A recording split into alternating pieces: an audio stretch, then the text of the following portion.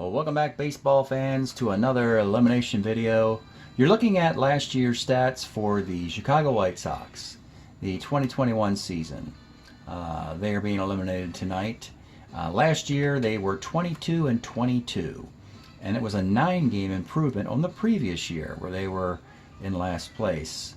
So they went from 9 under to a 500 record a year ago. Some interesting players who disappeared: Don Young, Jim Pagliarone, Orlando Cepeda in a trade, Joseph in a trade, Al Weiss, retirement, Dan Osinski, and Paul Edmondson to a tragic, he died in a car crash after his 1970 season card, or 69 season card was used. Looking at the stats of this 500 club, the additions of Carlos May and Dick Allen, 72 cards. Dick Allen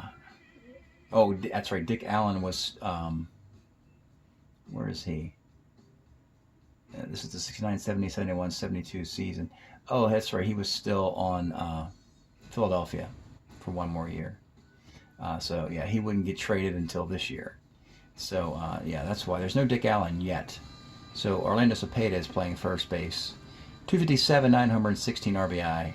They will improve that by sending Orlando Cepeda to Philadelphia for Mr. Dick Allen. Carlos May was drafted. Actually, this is the younger Carlos May card. The card he had in either 69 or 70, and it hit 229. So that's why May is here with bad stats, because he's not quite developed as a hitter yet. So not really much in the offense. A 234 hitting team, 170 runs. They gave up 169, so it's a nice pitching. Led by, of course, Wilbur Wood. This is the 71 card that we currently used. 9-5 and 131 innings with 13 complete games, a 3.14 ERA and a 1.21 WHIP. Tom Bradley's card. That's the same card we used this year, 6-4, 88 innings, 317. Bonson had a rocky year with an ERA of 5. You see, they still don't have a closer. Humphreys had 4 saves. Lemons had 1. Dan Osinski had 1. That's last year. So let's see what happened this year in the magical run of 2022. Everything improved. Hitting up better, pitching up better. And they've had 3 great drafts in a row. 2 drafts ago, they had Wilbur Wood. And then this year, they traded for Dick Allen, improved Carlos May, and they also drafted Buddy Bradford and Tony Muser. How's it all translate? Louis Aparicio had a magical year, hitting .340 with a .393 on base, 12 stolen bases, 3 home runs, 24 RBI. That's great for 86 hits. One of the top hitters in all of this. This Tom Egan was brought in a platoon catch. Did a nice job. 331 and 130 at-bats. 6 home runs. That's great news. He was an Angel player. He platooned with Mike Ryan, a defensive-minded catcher, who hit 104. And the second base duties were split between Jim LaFay, who overachieved to a 308 average, and Bobby Knoop, the defensive replacement, with 167. Those were the black eyes of the White Sox, second base and catcher. But you had Carlos May hitting .281, 17 stolen bases, 28 RBI. You had 3 All-Stars, Dick Allen being one of them, Aparicio being one of them, and Wilbur Wood being the third. 3 All-Stars for the White Sox, the most of any American League team. Dick Allen, .291, 14 homer, 44 RBI. And Melton, .252, but 13 homer, 43 RBI. Bradford got 14 home runs. So plenty of power, 62 home runs. You see 261 runs scored and 221 runs given up. This team was no fluke. This team really put it together and would have been a scary World Series team if I were to compare them to the Detroit Tigers of a year ago, who went to the World Series, largely with a 500 roster. Matter of fact, I'm just going to take a quick peek at the Tigers just to see. At 30-29, what was their net run situation. The Tigers a year ago scored 291 and gave up 243. Hit 253 with 348 ERA. Yeah, I guess the Tigers and White Sox are probably similar-minded teams, overachievers. Now let's take a look at the pitching. Wilbur Wood, 13-6, 269 ERA and a 107 WHIP, was magnificent. Bradley and Bonson were okay. Did a nice job. Didn't get rewarded with a lot of wins. Had a losing record there. But the fourth starter, Lou Krause, had a winning record. Was 7-2. The failures were in the bullpen.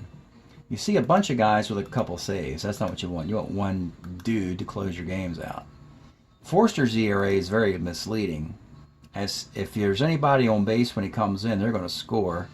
And the guys he gives up hits to do not score. The inherited runners killed Forster and the White Sox.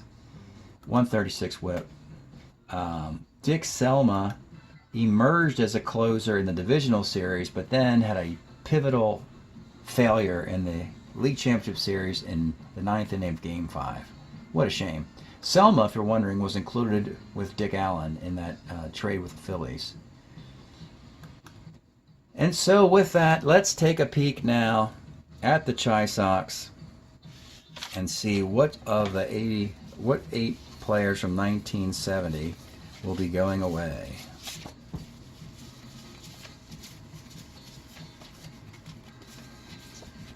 And actually, a bunch of journeymen will leave. A couple nice guys here. But when we look at the players, there's like one good player there. It's really not that big a deal who's going away. And sometimes that's a good thing. That means that the 12 guys coming back you really like. And so this is the 12 guys to start the season next year for the White Sox. They're going to split it 6-6. 6 hitters and 6 pitchers. And they got 6 really nice hitters here. So Dick Allen, you have Tony Muser and Dick Allen. Actually, both can play first base, but for the year, Muser played first the whole year, and Dick Allen played DH the whole year.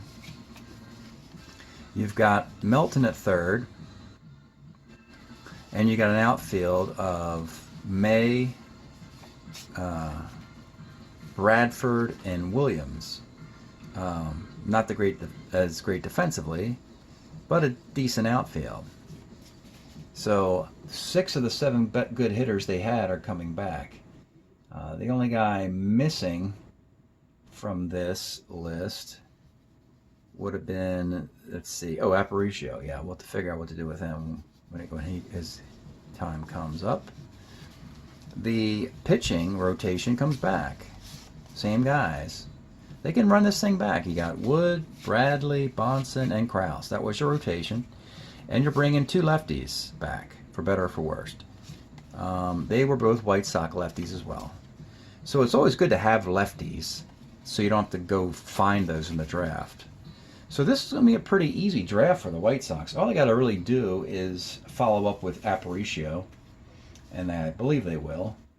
And so let's check out and see what do the Chicago White Sox do with their 8 1970 players.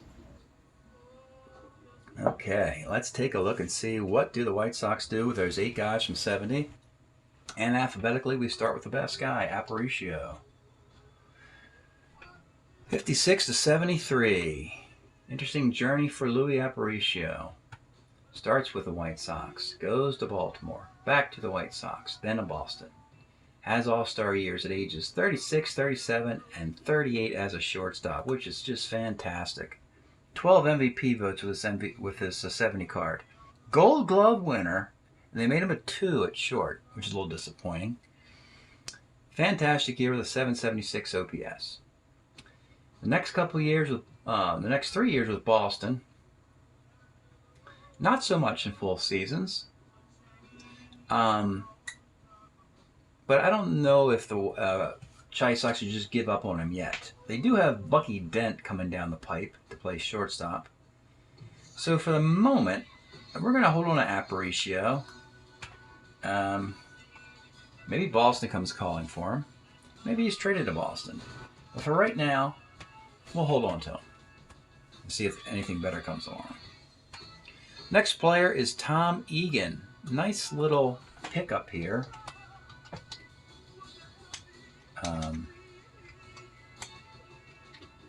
Was a Angel, played from 65 to 75 with the Angels. Actually was a White Sox in 71 and 72. Would become a White Sox. It's so funny.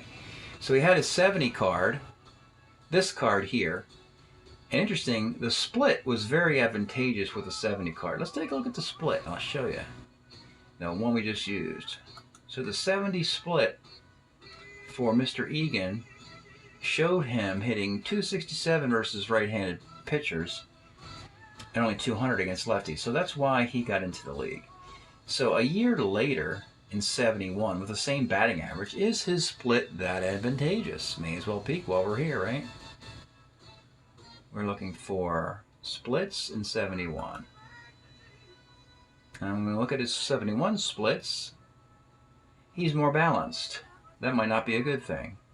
He's balanced 243 and 237, but his slugging is over 400 on both sides of the plate, with 4 and 6 home runs, 758 and 710 OPS. That's a nice little player, and he's a White Sox player. Let's bring him back. I mean, we don't have to. We don't have a catcher on our roster yet, so let's bring him back for a moment. Next up, Knoop, Bobby Knoop. I think he might be running out of... Only plays the 72. Good glove. Angel, and then a White Sox in 70. Then he goes to Kansas City. You could put him on waivers, I believe, with the 71 Kansas City card. Let's go double check if we can. We'll look at the original 71 and see if Knoop's on Kansas City as an everyday there he is. So you can put him on waivers. Let's do that. We think we can find somebody better to play second base. Speaking of that, next guy is Jim LaFay. He did play second base most of the time and hit 300, which is very overachieving. 65 to 72 was a Dodger, and played for them the whole time. And the White Sox got a hold of him with this 1970 year. Very versatile player as a switch hitter as well. His 12 home runs in 71. That's nothing to sneeze at. 12 home runs a year later. Maybe, and he can play second, so maybe he's the guy you keep at second base since you're letting Knoop go. Let's hold on LaFay a little bit longer. I don't know if George Orta is ready to play second base either. He would come along in 73 or 74. So that's the future of this franchise. Orta and Bucky Dent. I don't know if it's their time yet, though, in the timeline. Next up is Mike Ryan. He was not associated with the... look at the Mike Ryans. With the Chi Sox in this time. He was a Philly catcher. Great defensive catcher, but never really had a stick. Had many years under the Mendoza line, including the year we just played. Have to think you can find somebody to fill in for him. Let's see if you can get waivers with the Phillies in 71. Philadelphia. Yep, he does. Let's put him on waivers. And one more hitter, and that's Russ Snyder. These are mostly bench players, so they're not really big losses. I know we're not looking at much exciting stuff, but these guys didn't matter that much anyway. Don't have to go any further for Russ Snyder. His career ends in 1970, but we can give him one farewell here, as he's got an Oriole hat on there. And I think he got himself a World Series ring, did he not, in 66? Yeah, he does. Hit 306 for that World Championship Baltimore club. And let's see exactly what he did in the World Series. Just curious. Against the Dodgers. In 3 games, he had 8 plate appearances. Had an RBI and a couple walks. And there you go. Got himself a nice, big, sparkling World Series ring. So congratulations, Russ Snyder, for that. And we can retire him. His career will be over. Now the 2 pitchers to consider, and both were in the bullpen. First guy, Dick Selma. Nice pitcher. Actually was like a toss-in the Dick Allen trade that I made. You see, he's with the Phillies the whole time here. He doesn't actually go to the White Sox at all. But what we did is we packaged Dick Selma and Dick Allen from the Phillies to the Chi Sox in the offseason. So this is a card he had with Philly in 70. 134 innings, 124 whip. That's one of the most workhorse pitchers in the game at this point. So he has 71 and 2, 3, and 4. And 2, 3, and 4 are pretty bad, aren't they? 71, I don't think they're going to make a card with 24 innings. We can look at it for Philadelphia. Did they make a Dick Selma card? And the answer is no, they do not. So he will be retired. And he was really just a toss-in just for the 1 year. And speaking of toss-in, he really, oh boy, he gave up that big homer in the Game 5. And that's because of this guy, Bob Humphreys. He was the closer, but was very unsatisfactory. And frankly, really should not have been put in the situation of being a closer. His career will end in 1970. So we had his 69 and 70 card. And he was a Washington Senator and a Milwaukee Brewer in 70. Wasn't even associated with the White Sox either. But he was acquired in an all-season deal and was just carried on. So the 69 year had a 3.05 ERA, and then it just carried it on to 1970, and they gave him a 2.92 ERA, and that's the end of his career. So he has to be retired. So, yeah, big hole in the bullpen. Boy, Rich Gossage would be really good coming up for the White Sox, but he would come up as a starter first and foremost, and that wouldn't be very good. So it's very uneven what's going on here. They have 3 keepers, 2 waves, and 3 retires. They need to get to 4, 2, and 2. First of all, they have 3 retired guys, which means they have to get out of that. You can't go into a year with that. So they're going to have to make a deal because Snyder, Selma, and Humphreys don't play anymore in the year 1971 and beyond. So that's it tonight for eliminating the Chicago White Sox. Great year. Expect them to come back pretty close to what they just did, particularly on offense. And thanks for checking this out. We'll see you next time.